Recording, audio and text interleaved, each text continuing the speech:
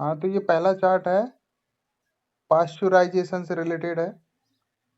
Pasteurisation मतलब समझते हैं क्या होता है? पाश्चुरीकरण। अब पाश्चुरीकरण क्या होता है? जब दूध में उपस्थित जो रोगाणु या जीवाणु होते हैं उनको नष्ट करने की प्रक्रिया होती है, उसको हम पाश्चुरीकरण बोलते हैं।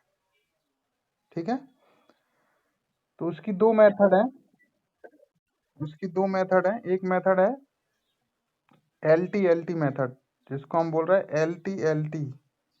इसको हम low temperature long time method बोलते हैं। मतलब कि इसमें दूध को, मिल्क को जो है लो टेम्परेचर पर रखा जाता है और लॉन्ग टाइम के लिए रखा जाता है। टेम्परेचर रखते हैं हम 65 डिग्री सेंटीग्रेड और टाइम रहता है 30 मिनट, 30 मिनट के लिए।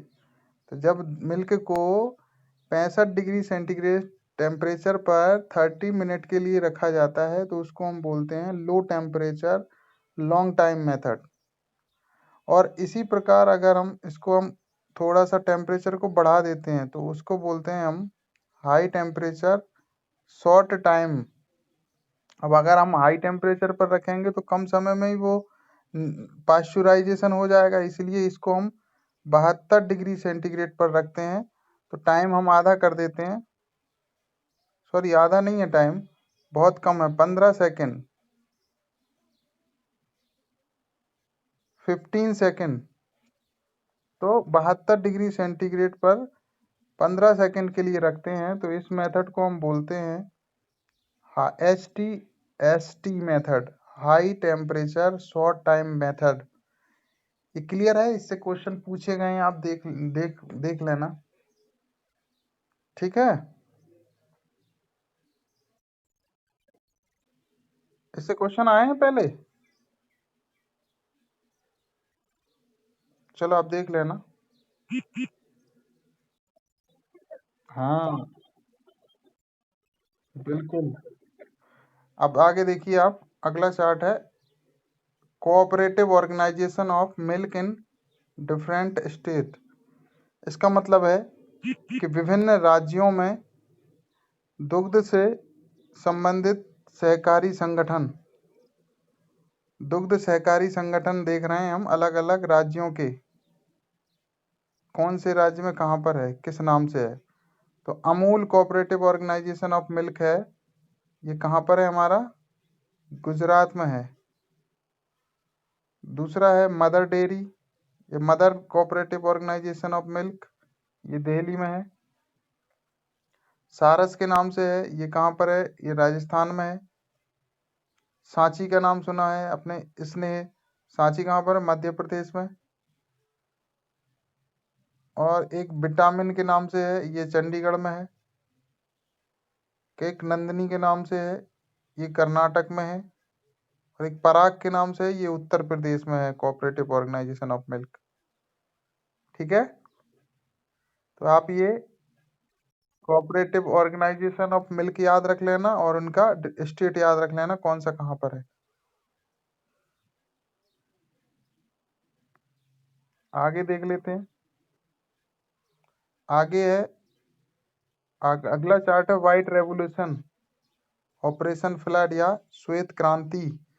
तो श्वेत क्रांति आपने पढ़ी होगी, दुग्ध उत्पादन से संबंधित है, मिल्क प्रोडक्शन से रिलेटेड है। इसमें आपने देखा होगा 3 चरण थे इसके, 3 चरणों में इसको चालू किया था या चलाया गया था। तो उनके आपसे फेस मतलब चरण पूछ लेता है, वो ईयर भी पूछ लेता है कौन सा फेस किस ईयर में चलाया गया था, और ये भी पूछ लेता है कि उस समय फर्स्ट जैसे कोई सा भी फेस था तो उस फेस में आप वो मिल्क अवेलेबिलिटी भी पूछ सकता है कि भैया दूध की उपलब्धता पर पर्सन पर डे, मतलब कि प्रति व्यक्ति प्रतिदिन कितनी थी फेज वाइज। और टोटल एक्सपेंडिंग या एक्सपेंडिचर्स पूछ सकता है कि टोटल खर्च कितना हुआ उस चरण में। तो ध्यान रखना व्हाइट रेवोल्यूशन 3 चरणों में चलाया गया था। 3 चरण थे उसके।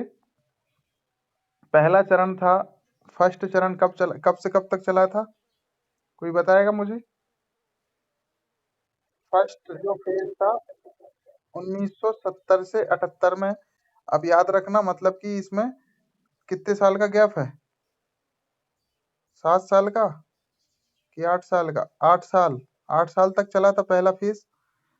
और उस समय मिल्क की अवेलेबिलिटी कितनी थी per capita per day? 123 ml, 123 ml। और टोटल खर्च कितना हुआ था फर्स्ट फेज में? 116.4 करोड़। ठीक है। हम्म, इतना खर्च हुआ था। फिर सेकंड फेज देख लेते हैं इसका। दूसरा चरण कब हुआ था? ये 78 से 85 तक चला था।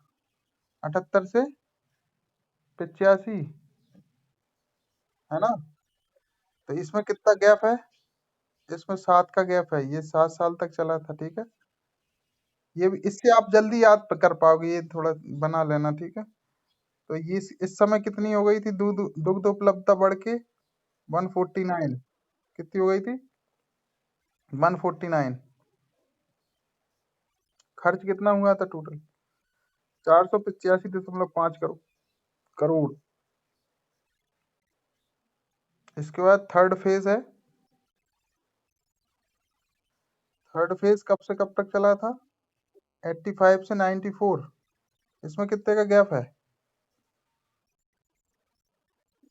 9 साल तक चला था ये। ठीक है। हाँ, तो 7 8 9, 7 8 और ये 9, ऐसे याद रख लेना, इतना गैप है। और इस समय मिल्क अवेलेबिलिटी कितनी हो गई थी? दूध उपलब्धता कितनी हो गई थी? 180। टोटल एक्सपेंडिंग कितना खर्च हुआ? 915 करोड़ रुपए। ये आपके पैसे भी पूछ सकता है, खर्च भी, उपलब्धता भी पूछ सकता है, ईयर पूछ सकता है। ठीक है, ये सब याद रखना है आपको। आगे चलें।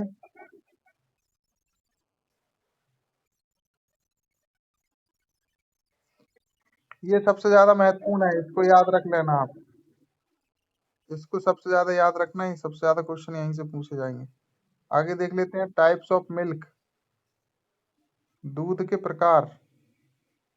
कितने प्रकार का दूध होता है और उसमें क्या कंटेंट कितना होता है, ये इससे भी क्वेश्चन आता है। अब देखना, पहले नंबर हम देख रहे हैं टोन्ड मिल्क। टोन्ड मिल्क होता है, उसमें 3% फेट होता है, 9% SNF, सॉलिड नॉट फेट, बसा रहित ठोस होता है। तो ध्यान रखना। देखिए, टोन्ड में 3% फेट होता है, जबकि डबल टोन्ड जो होता है, डबल टोन्ड में आधा हो जाता है फेट, 1.5% फेट होता है। And 9% SNF। SNF तो दोनों में बराबर होता है, लेकिन डबल टोन्ड में नाम से यहाँ तो डबल हो रहा है टोन्ड, लेकिन फेट आधा हो जाता है, ये आप याद रखना। डबल में आधा फेट होता है, 1.5%। 3 का आधा। ठीक है, टोन्ड मिल्क का। अगला है फ्लेवर्ड मिल्क।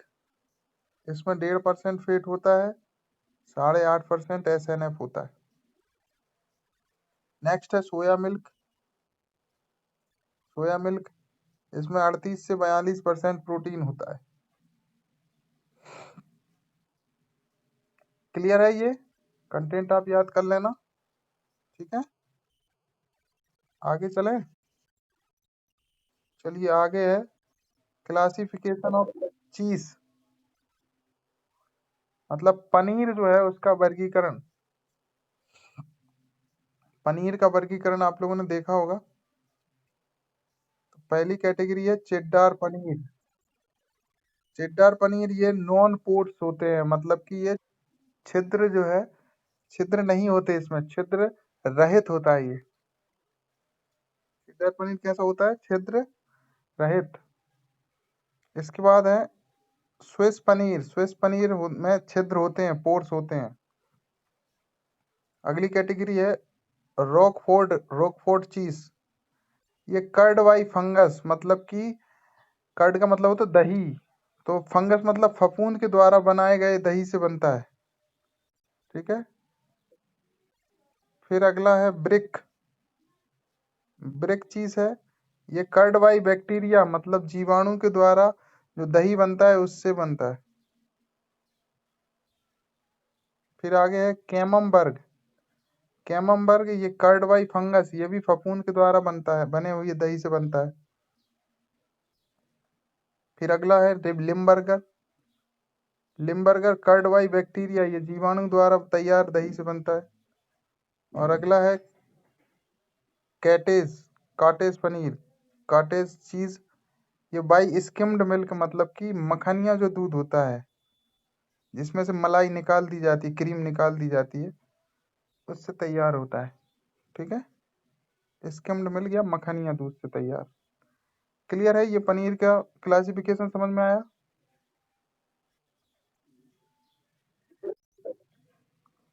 चलिए आगे देखते हैं। आगे है एडल्ट्रेशन इन घी। एडल्ट्रेशन मतलब होता है मिलावट। एडल्ट्रेशन इन घी का मतलब है कि मिलावट घी में। ठीक है, तो घी में काय काय की मिलावट होती है वो देख लें। तो घी में मिलावट का पता करने के लिए अलग अलग टेस्ट किए जाते हैं, परीक्षण किए जाते हैं। इनमें हम पहला परीक्षण देख रहे हैं जिसका नाम है Bomer's phytosterol test. Bomer's Bomer's phytosterol test. ये घी में वेजिटेबल फैट जो होती है, वनस्पति जो वसा होती है, उसका पता लगाने के लिए इसका उपयोग किया जाता है। इसके बाद दूसरा है हेल्पेंस टेस्ट है। हेल्पेंस टेस्ट का यूज किया जाता है कॉटन ऑयल का पता करने के लिए घी में। नेक्स्ट है बोडाइन टेस्ट। इस बोडाइन टेस्ट का पता, ये बोडाइन टेस्ट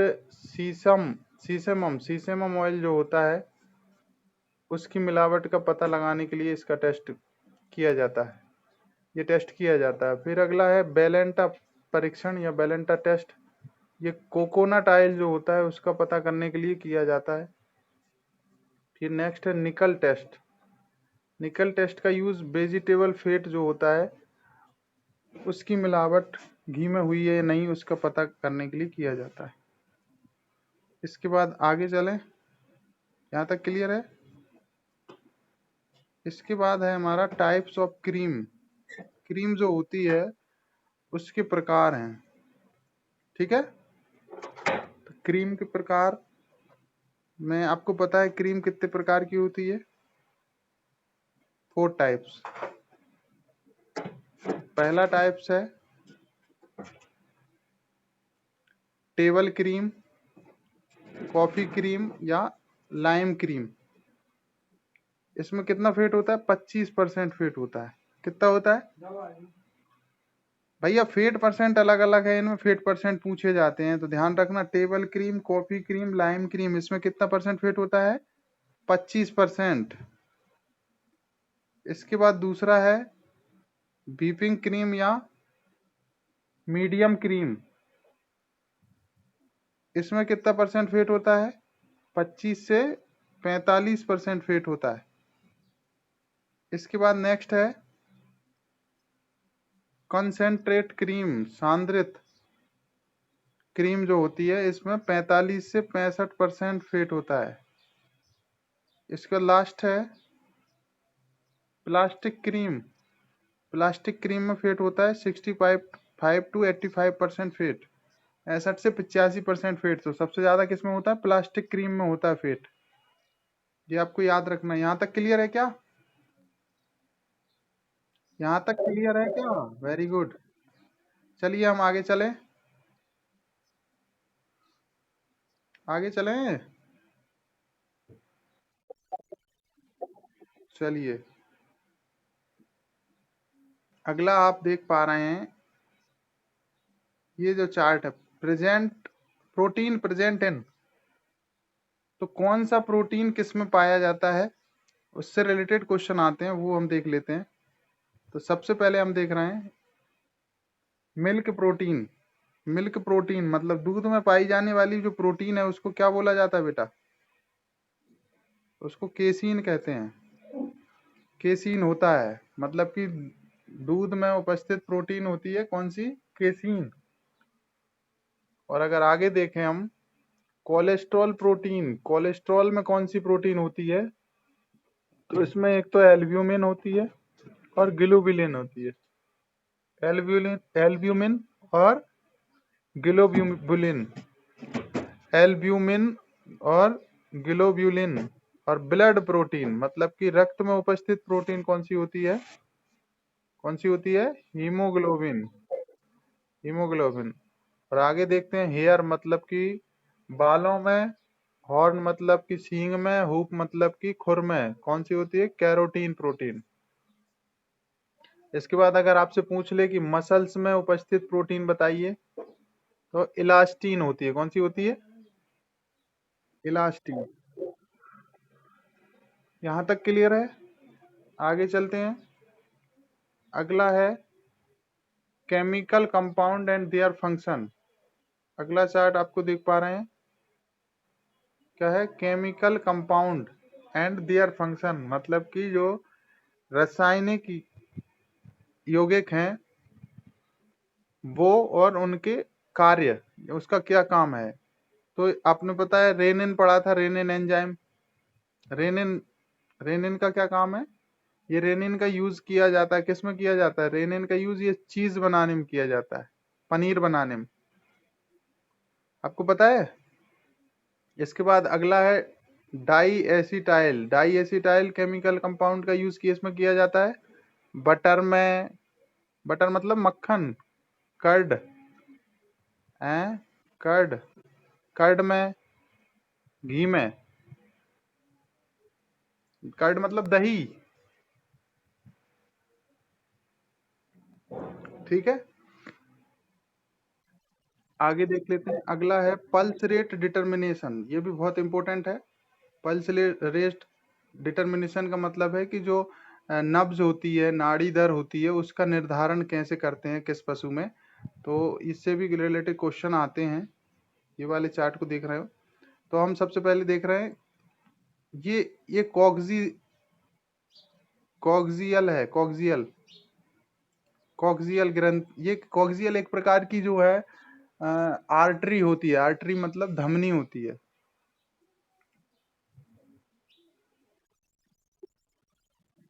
हाँ हाँ, वही है। तो इसमें ये किस किस में करते हैं हम? काऊ में और बफेलो में। अगर हमको पल्स रेट पता करना है तो हम इसका यूज करते हैं, कॉक्सियल का। ठीक है, काऊ और बफेलो में यूज करते हैं। ठीक है, ध्यान रखना। अगर काऊ और बफेलो की पल्स रेट पता करना है तो कॉक्सियल धमनी से ही करते हैं हम, है ना, कॉक्सियल आर्टरी। ठीक है, और ये कहाँ पाई जाती है? अंडर द टेल मतलब कि पूंछ के नीचे। दूसरी कौन सी है? दूसरी है सब मैक्सिलरी। ये सब मैक्सिलरी किस में होती है? घोड़े में होती है, हॉर्स में। हॉर्स में पता करते हैं इसके द्वारा सब मैक्सिलरी। और ये कहाँ होती है? इन जा मतलब कि जबड़े में होती है। नेक्स्ट है, नेक्स्ट है हमारा फीमोरल। अब ये फीमोरल किस में? गॉट में, शीप में, डॉग में एंड केट में। तो बकरी, भेड़, कुत्ता और बिल्ली इनमें होती है। और इन थाई। ठीक है, यहाँ तक क्लियर है क्या? ये आप याद कर लेना। इसके बाद अगला है क्रोमोसोम नंबर। सबसे ज्यादा इंपॉर्टेंट है, ये भी बहुत ज्यादा इंपॉर्टेंट है बेटा। सबके क्रोमोसोम नंबर एक ही जगह हैं, ये सब याद कर लेना आप। इससे रिलेटेड बहुत क्वेश्चन पूछे जाते हैं। तो अब देखना यहाँ पर काऊ में कितने होते हैं क्रोमोसोम नंबर। तो काऊ में कितने होते हैं? 2n बराबर 30 पेयर। अब इसका क्या मतलब है? 30 पेयर होते हैं मतलब 30 जोड़े। ध्यान रखना, 30 जोड़े है। जोड़ों में पूछेगा तो 30 जोड़ी आएगा, और वैसे पूछ लिया तो कितने आएगा? क्यों भाई, बताएं। हाँ, वेरी गुड। तो ये क्वेश्चन में ध्यान रखना पड़ेगा आपको। आगे देखते हैं। अगला बफेलो में कितने होते हैं? 2n बराबर 24 पेयर। कितने होते हैं? 24 पेयर, या 2n बराबर 25 पेयर। ऑप्शन के हिसाब से आंसर देना होगा। फिर तीसरा है सीप में 2n = 27 पेयर। ठीक है, गॉट में 2n = 30 पेयर। हैन में, मुर्गी में कितने हैं? 2n = 39 pair. एस में मतलब गधे में, एस में 2n इक्वल 31 पेयर। हॉर्स में कितना है? हॉर्स में 2n इक्वल 32 पेयर। समझ पा रहे हैं आप? इसके बाद डॉग में 2n इक्वल 39 पेयर। डक में, बदक में 2n इक्वल 39 पेयर। म्यूल मतलब होता है खच्चर, खच्चर में 2n इक्वल 63 पेयर। एलिफेंट में 2n इक्वल 28 पेयर। मैन में 2n इक्वल 23 पेयर। रैबिट में 2n इक्वल 22 पेयर। और सुअर में, पिग में 2n इक्वल 19 पेयर। ठीक है, तो ये आप लोग याद कर लेना। क्लियर है? इसमें समझने का नहीं है ज्यादा, ठीक है, याद ही करना पड़ेगा आपको। आगे चलें तो भाई, आगे हमारा अगला टॉपिक है पोल्ट्री ब्रीड। पोल्ट्री ब्रीड, मुर्गी की नस्लें। तो इसमें पहली पहली नस्ल देख रहे हैं हम, इंडियन ब्रीड। इंडियन ब्रीड देख रहे हैं, भारतीय मुर्गियां। भारतीय मुर्गियों की नस्ल है या देसी मुर्गी की नस्ल। इसमें नाम कौन कौन है? असील, असील है, कड़कनाथ, नेकेड नेक, काला हस्ती, टेलीचरी, पंजाब, पंजाब ब्राउन, घाघस और बसेरा। ये सब जो ब्रीड्स हैं ये किसकी हैं? इंडियन पोल्ट्री ब्रीड्स हैं। ठीक है, इसके बाद सेकंड कैटेगरी है मेडिटेरियन। मेडिटेरियन मतलब भूमध्य सागरीय नस्लें। ठीक है, ब्रीड। इसमें कौन कौन है? Ancona, midget, Minorca, Spanish, white Leghorn, Buttercup और हेम्पबर्ग। ठीक है, इसके बाद नेक्स्ट जो थर्ड कैटेगरी है वो है American, American poultry breeds. American नस्लें देख लेते हैं। इसमें है बेटा Jersey, black joint, New Hampshire, Rhode Island, Iceland red, Rhode Iceland white, दो हैं रेड एंड वाइट, लेमोना, Java, बैंडॉट।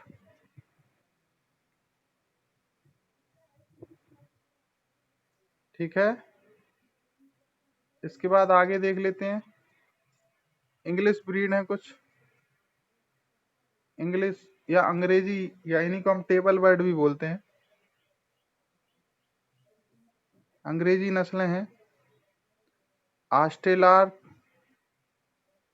Cornish, Orpington, Sussex and Redcap. ये अंग्रेजी है। इसके बाद एक और कैटेगरी बची है, यह है हमारी एशियन, एशियाटिक ब्रीड। कौन कौन सी हैं? तो इसमें है असील, कोचीन, ब्रह्मा, चिगांव और लैंगसन। ठीक है, अरे क्लियर है यहाँ तक? Very good. चलिए आगे चलते हैं। आगे है स्पेशल यूज ऑफ पोल्ट्री, मतलब कि विशेष उद्देश्य के आधार पर या विशेष उपयोग, मतलब पोल्ट्रियों का क्या स्पेशल यूज है, उपयोगिता के आधार पर भी बोल सकते हैं हम। ठीक है, किसका क्या यूज है, किस पोल्ट्री का क्या यूज है।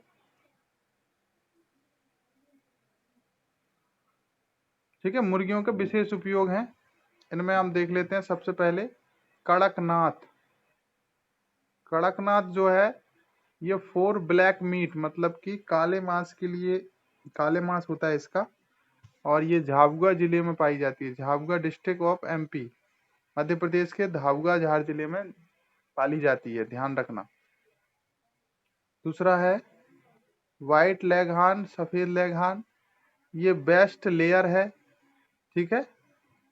और मैक्सिमम एग प्रोडक्शन, मतलब कि सबसे ज्यादा अंडे देती है ये व्हाइट लेगहार्न। क्लियर है। और लेयर किसको बोलते हैं? लेयर अंडे देने वाली मुर्गी को ही बोलते हैं, तो बेस्ट लेयर बोल सकते हैं इसको, ठीक है। आपसे पूछे सबसे ज्यादा अंडे कौन सी देती है मुर्गी, तो व्हाइट लेगहार्न आएगा। इसके बाद है असील।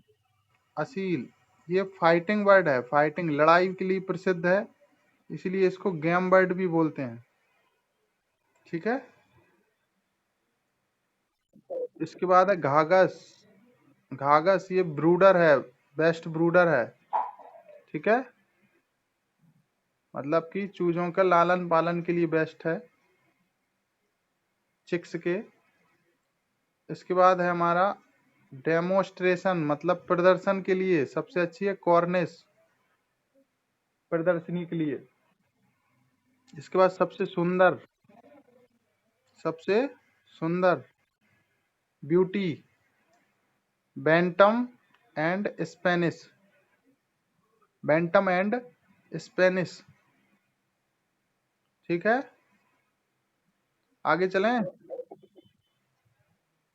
आगे देखें। आगे अगला लास्ट लास्ट चार्ट बचा हमारा अंडे से रिलेटेड, एग से रिलेटेड। तो एग जो होता है आपको पता है भली भांति। तो एग का कंपोजिशन है, एग एग किस किस से मिलकर बना होता है? एक तो सेल से, सबसे बाहर जो सेल होता है छिलका बोलते हैं उसको, या कवच बोलते हैं। फिर दूसरा है मेम्ब्रेन, है उसकी झिल्ली है, पतली पॉलीथीन जैसी बहुत बारीक झिल्ली होती है, पतली, ठीक है। फिर एल्ब्यूमिन है, एल्ब्यूमिन है मतलब सफेद वाला जो भाग। फिर पीला भाग है यॉक, ठीक है। तो ये चार चीजें होती हैं अंडे में, ठीक है। तो ध्यान रखना, सेल जो होता है ये सेल किसका बना होता है? कैल्शियम कार्बोनेट का बना होता है।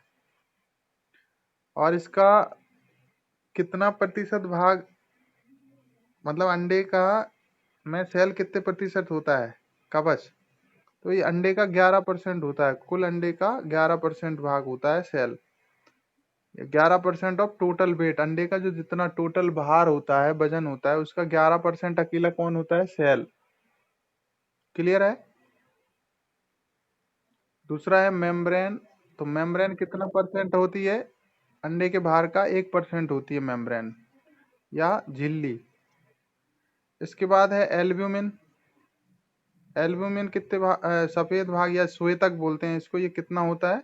56% पूरे कुल भार का अंडे के। तो सबसे ज्यादा तो यही होता है एल्ब्यूमिन, 56%। फिर कौन है? यॉक है, पीतक है, पीला वाला भाग जो सबसे गेंदनुमा अंदर होता है, ये 32% होता है अंडे के कुल वजन का। क्लियर है।